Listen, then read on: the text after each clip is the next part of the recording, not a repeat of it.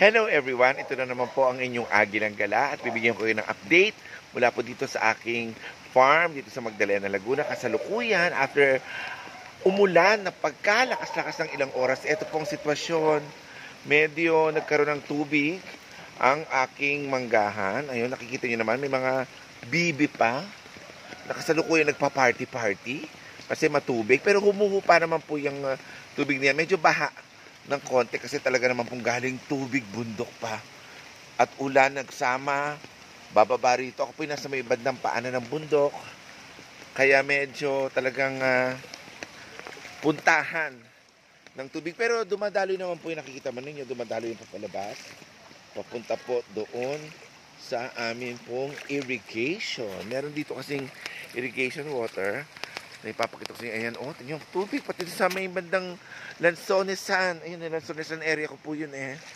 Medyo matubig din at binaha. So lusong-lusong tayo hanggang lagpas sa tawag dito, lagpas Sakong, abot hanggang Binte. Ayan kita nyo naman, abot hanggang Binte. Tapos aakyat tayo rito.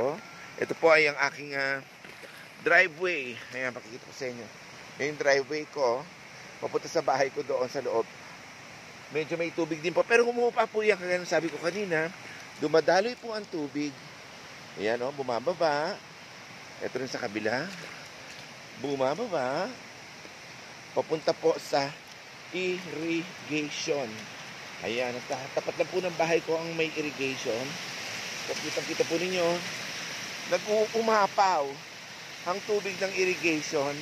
Kasi po, galing po yan doon sa malaking Balanak River at nagpapakawala ang Balanak Dam ng tubig. Kaya ganito, party ang lahat ng mga mahilig sa tubig. Punta kayo dito, libre resort dito po sa aking munting farm, dito po sa bayan ng Magdalena, Laguna, Pilipinas. So yan po ang latest update natin tungkol po sa nangyaring malakas na pag-ulan dito po sa atin ngayon sa Magdalena, Laguna.